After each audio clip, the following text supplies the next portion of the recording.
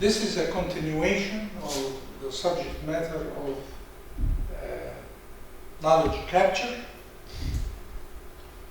And maybe at the end of what I presented in the last component or last lecture on various methods of knowledge capture at the level of individuals and groups, is to differentiate between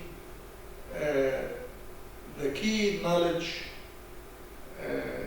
capture or acquisition phases or processes. The text differentiates between the following three processes: identification, and I would add to it identification and extraction.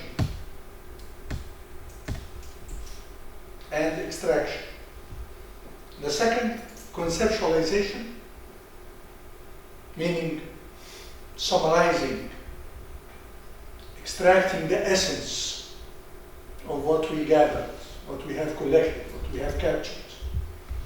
And codification, translating it into something that can be documented.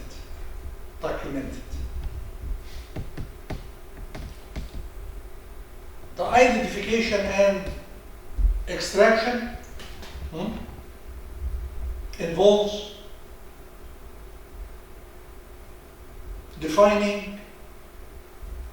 identifying where the important pieces of knowledge in the organization, where such knowledge resides, how to get such knowledge, who are the holders of this knowledge, what are the techniques, the methods that would be suitable to extract such knowledge. This is the identification. The phase or process of conceptualization is extracting the essence, summarizing,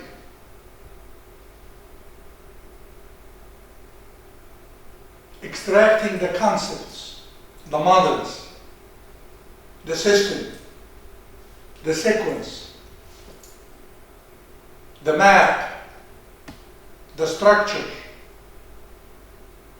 putting the knowledge, the knowledge that we gathered into meaningful, integrated, sensible set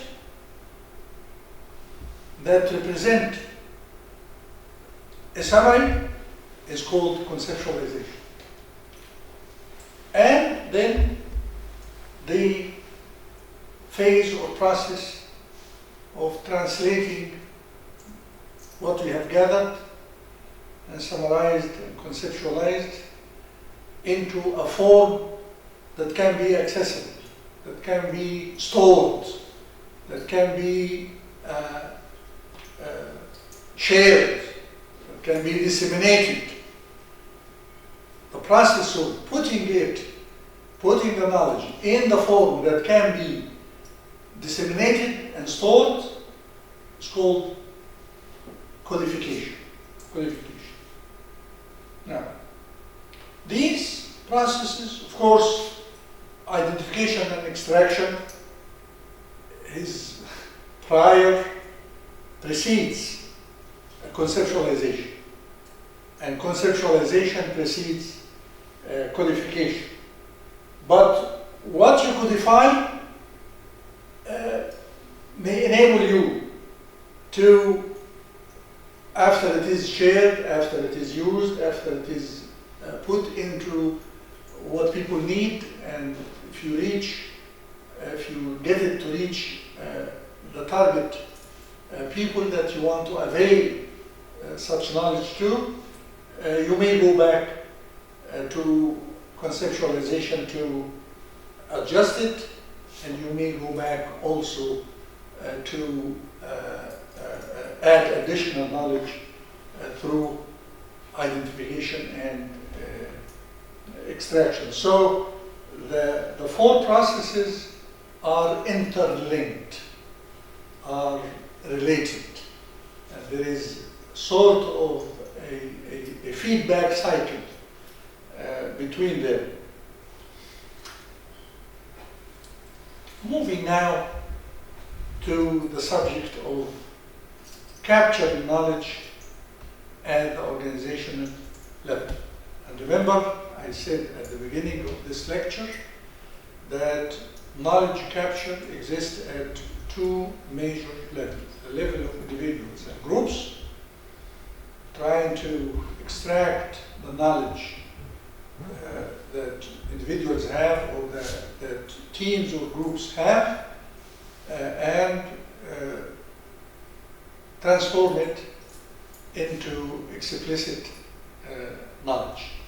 There is also a process of tacit knowledge that takes place at the total organization, at a more macro level. It is different from, of course, it's different than capturing knowledge at individual and group level. And this would be clearer when we get the various processes of knowledge capture at the level of the total company or the level of the total organization.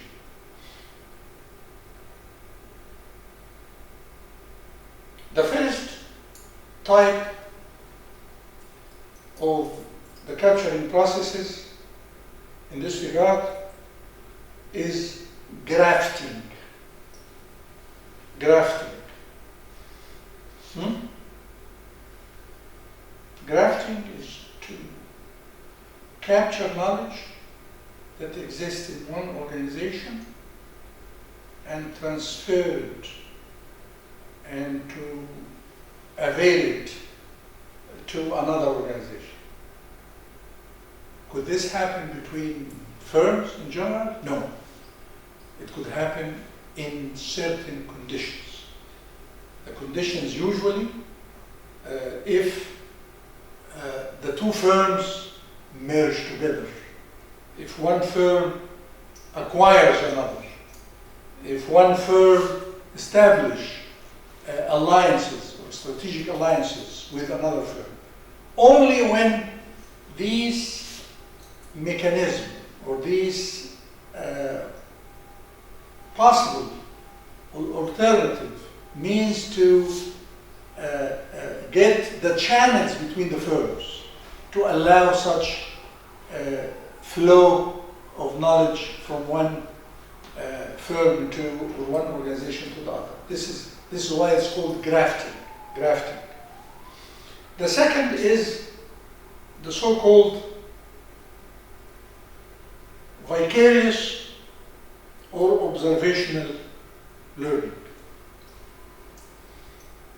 What is the meaning of vicarious? Vicarious is learning indirectly, learning through the experiences of others.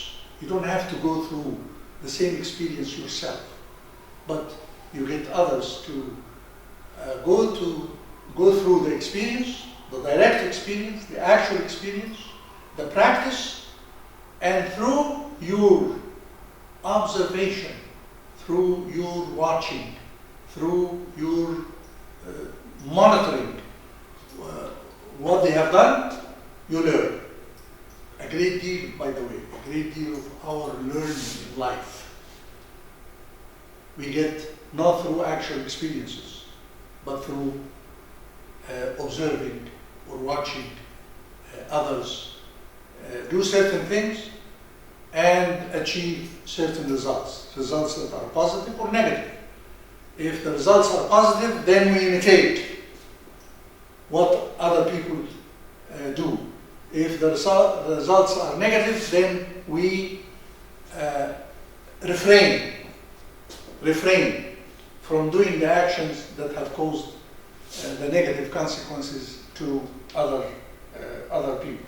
So it involves observing in this regard at the organizational level, observing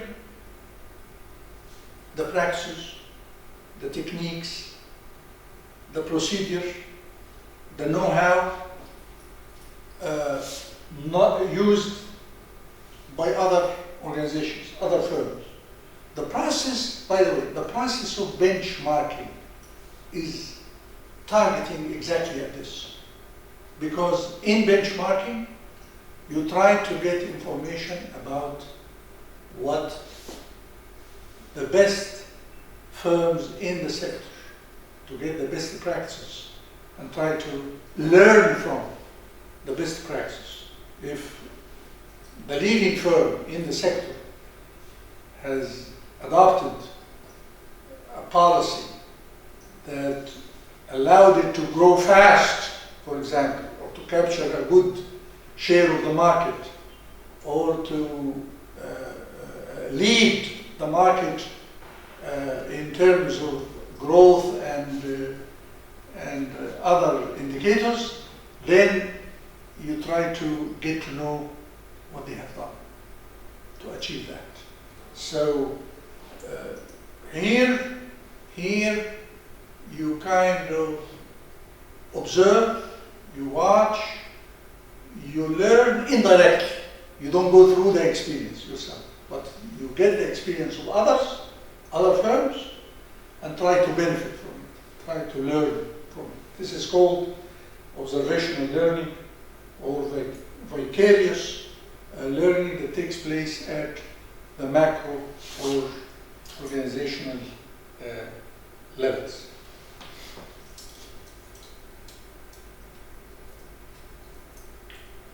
The third technique or method of knowledge capture at the firm or organizational level is experiential knowledge.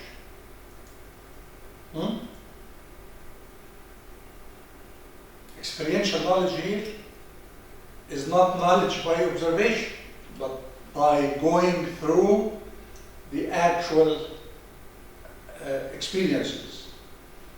It takes place within the firm through doing and practicing certain techniques. For example,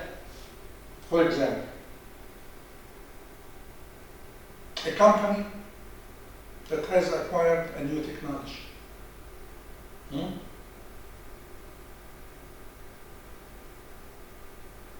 The provider, the supplier of the new technology have sent their experts to operate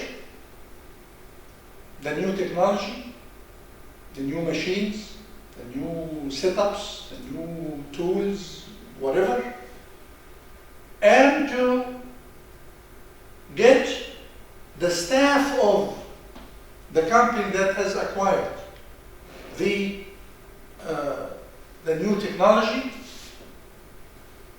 to practice what they have been instructed. They were given, for example, certain guidelines, certain manuals, certain instructions, how to operate, how to use the new technology properly. So they ask the managerial, they ask the company acquiring the new technology, and it's the people who are going to use it to operate it, to actually practice what they have been told, what is in the guidelines, what has been provided in the instruction given to them. So sometimes this is called repetition-based experience. If you do something and you keep trying to do it, to improve it, to perfect it, to avoid mistakes, to follow the guidelines, to achieve efficiency by repeating it, by doing once and twice and 3 times and 4th time, you build experience. So this is called experiential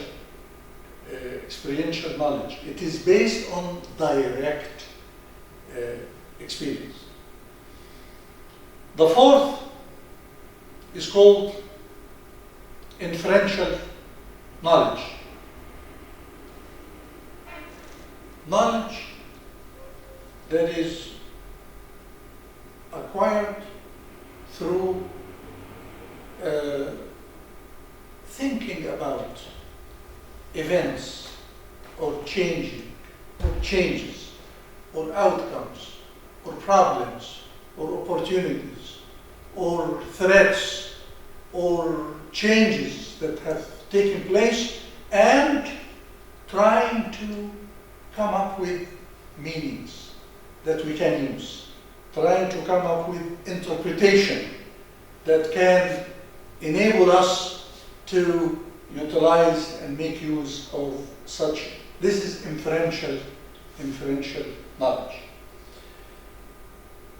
The resultant knowledge out of these 4 processes would be contained in what? In organization memory. What are the forms that such memory would take? Databases, intranet, extranet, reports, documents, drawings, flowcharts, various kinds of tools that would represent the reservoir or the organizational memory,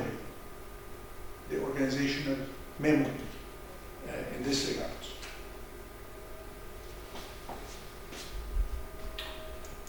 Okay, going to the knowledge codification. Knowledge codification. It is important to note here something very important. The tacit knowledge cannot be codified. You need to capture it. You need to analyze it. You need to extract it. You need to do lots of things prior to. It's only when it approaches being explicit, documented, then we come to the process of codification. Codification involves converting the knowledge extracted into tangible, explicit form, to something that is accessible, that can be shared, that can be disseminated. They may take the form, as I said, of documents. Why this? Why the codification? The codification is an important process without which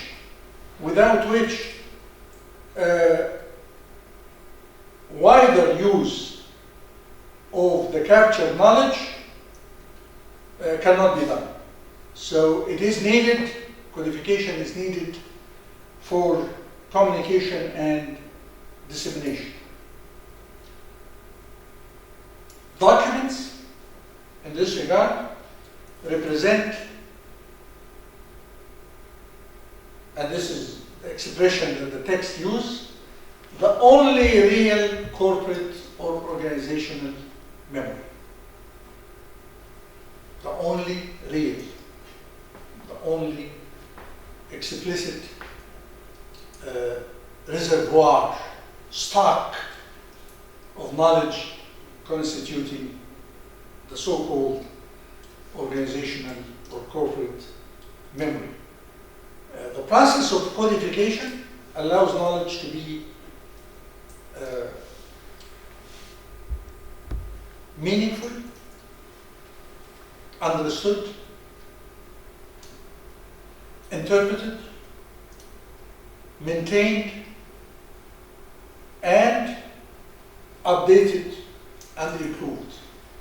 It is only when you have something documented that you can go back to it and see if it is updated or not, if it captures the new trends or not, if it captures new experiences or not. If such knowledge is not documented, is not part of the organizational memory, then how would you know that you need to improve it? How would you know that how much stock of knowledge, how much documentation of knowledge you have? So the process of codification enables maintaining, updating, and improving, and above all, understanding and utilizing explicit knowledge. There are a number of codification techniques that are commonly used in this regard. The first is what is called cognitive maps. Cognitive maps.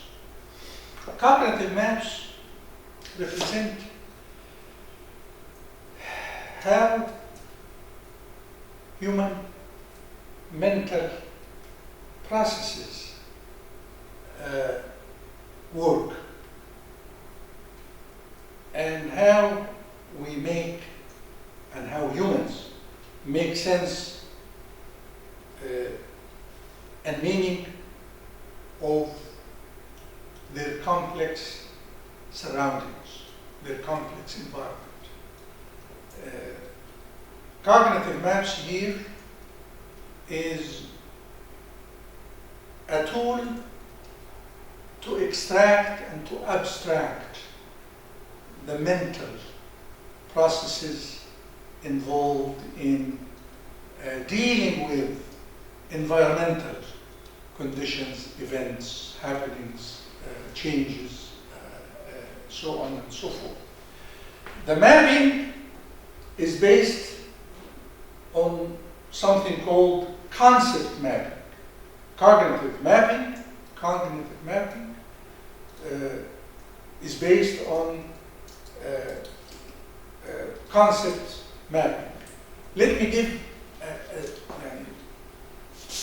terminology here might sound difficult a bit, so let me simplify and clarify it.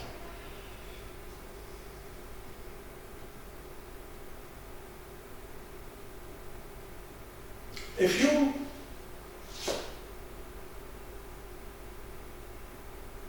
draw a model that explains how motivation, for example, and perception takes place. Motivation and perception takes place regarding people, human beings. How do they perceive, how their processes of motivation takes place. So, for example, in perception, we say that the first phase prior to perception is sensation. We receive signals, we receive messages that we capture, that we get through our senses, our touching, seeing, hearing, and the rest.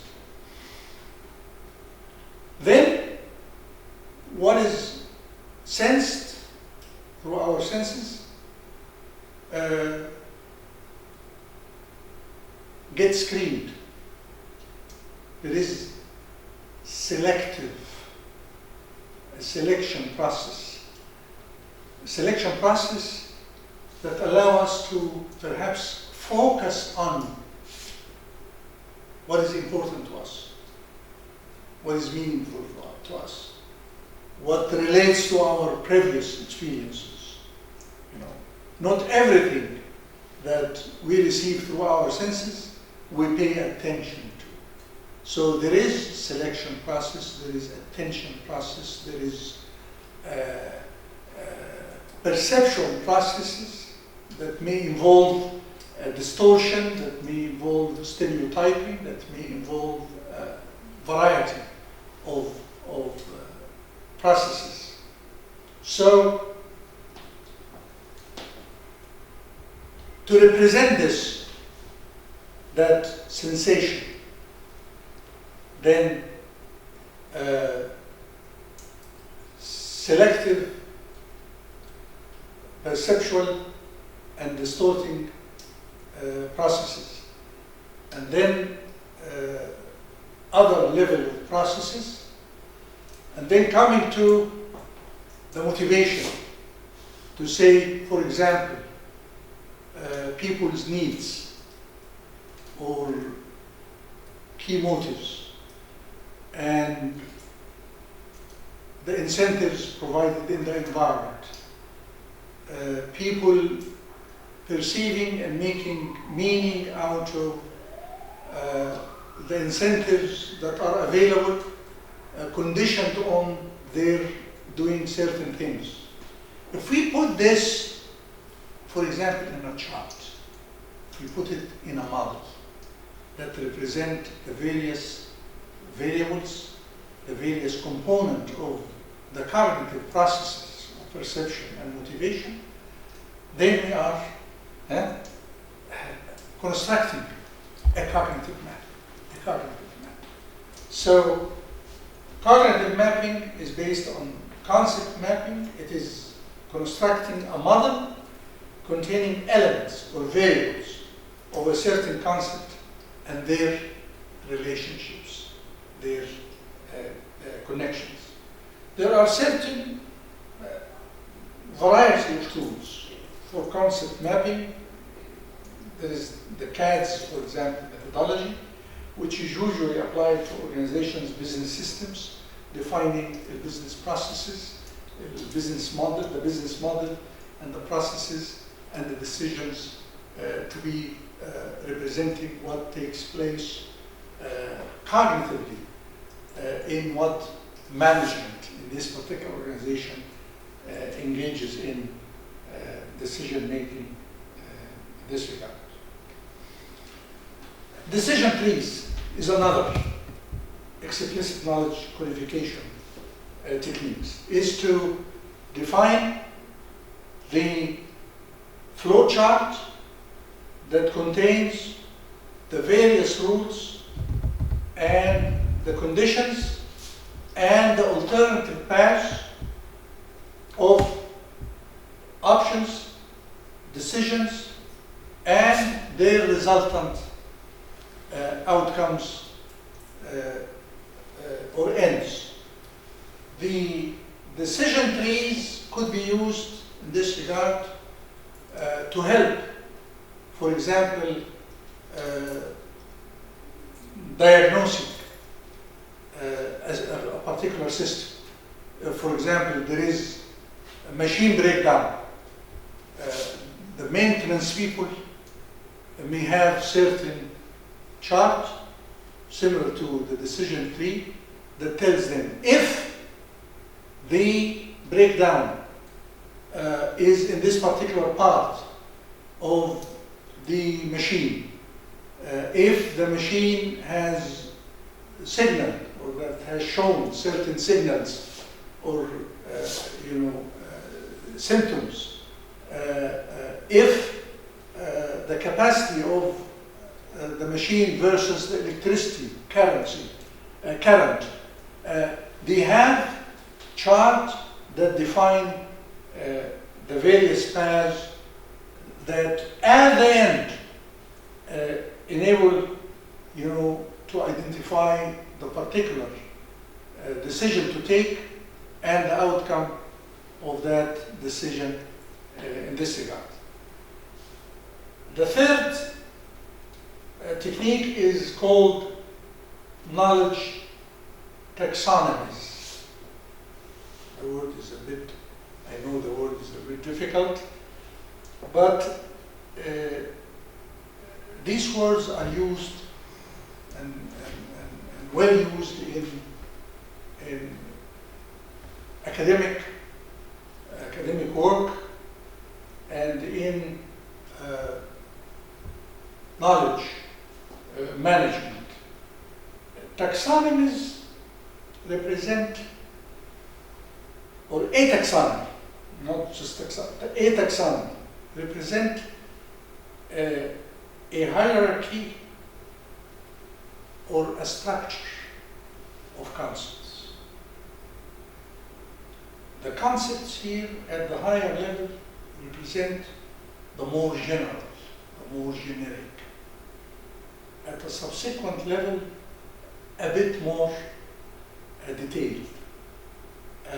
At a subsequent, more subsequent level, intermediate level, perhaps additional details. So you build the elements of the knowledge or the pieces of knowledge that you have acquired into a structure or into a hierarchy.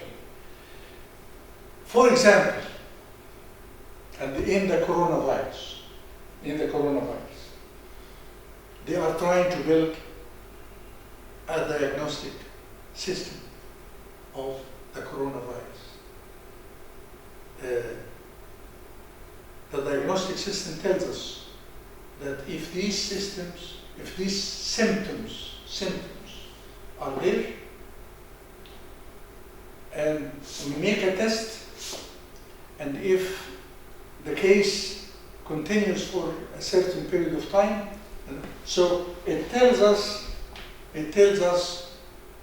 or it summarizes to us, how to identify particular problems or particular elements of the system that contain gaps, that need intervention, that need treatment.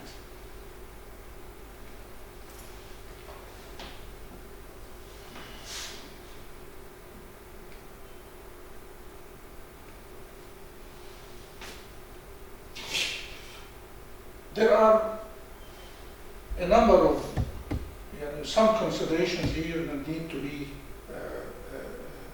stressed with regard to knowledge capture in general. One important objective is from knowledge capture, for which knowledge need to be captured. Tacit knowledge in particular.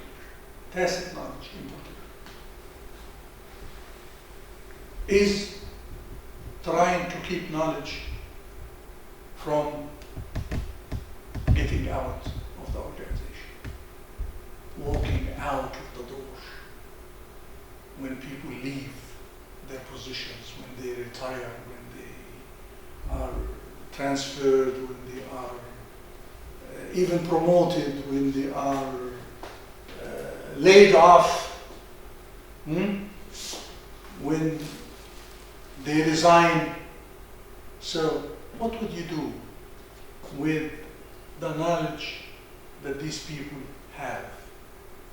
It is important for the organization for the continuity of experiences and expertise and practice is to pass knowledge from one generation to the subsequent generation, from the people who are doing the jobs now to their successors, or the people who will replace them. So it is important knowledge capturing for the continuity of knowledge, so that you don't have disruption. If people leave and the knowledge is kept tacit within them, then the organization is going to lose their experience, their expertise, their learning. So it is important for organizations to keep updating the knowledge that it has by extracting the new experiences to be able to pass it to the second generation or to the successors. This is very important, extremely or crucially important for executive jobs, for expert jobs. For example, an executives in general, not a particular executives, who have been with the company over a number of years, who have experienced their growth, the company's growth, who has been experiencing certain conditions, crises, problems, decisions, opportunities, pressures. Now, the wealth of experiences that these executives have, if these executives would decide to retire, or if they leave, or if they get deceased, if they die, organizations need to keep updating and keep capturing the knowledge that is residing in crucial and important positions. The same thing could be said about the experts as another example. People who are in expert positions, like strategic planners, like technology experts, like certain legal experts. It is important to capture the tacit knowledge that they have and to make it and to get it into organizational reservoir or into organizational memory. So let me just conclude by giving some practical implications of the knowledge capture and codification. Some practical aspects, practical recommendations.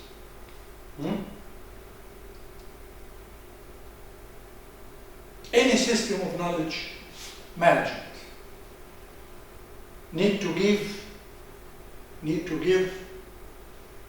importance and to acknowledge the contribution of the knowledge holders, to acknowledge knowledge contributors, people who have wealth of experience, people who have wealth of knowledge, expertise, people who possess a great deal of the history of the organization and have been there, have watched, have experienced, have been part of what the organization has gone through in previous phases that constitute important landmarks in the organization history.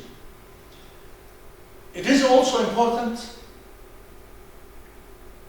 not to keep, not to store, not to keep hold of all the knowledge that has been accumulated, that has been captured. organizations need to engage in sorting out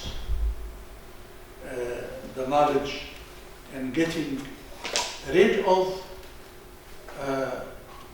the knowledge that become outdated, that become irrelevant, that become of no particular importance or use. Meaning what? The role of unlearning, forgetting. Unlearning, meaning just getting rid of a certain stock, certain elements of knowledge that have become obsolete, that have become outdated. 3, during the process of transfer, during the process of capture, during the process of extraction, don't lose knowledge. Try not to lose elements of knowledge.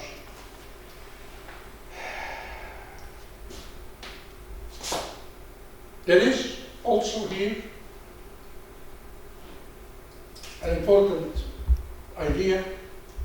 The 4th idea is the paradox of the value of tacit knowledge. Tacit knowledge is of extreme importance, but to extract it, to select the important elements of it, to translate it into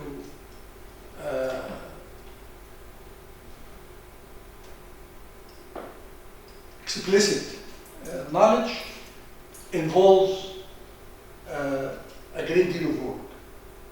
And at the same time, not all the elements of tacit knowledge are of value, are of importance.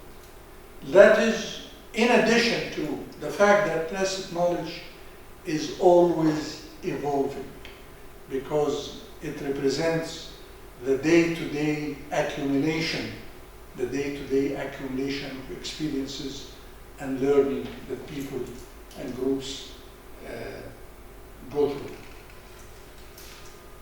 Thank you.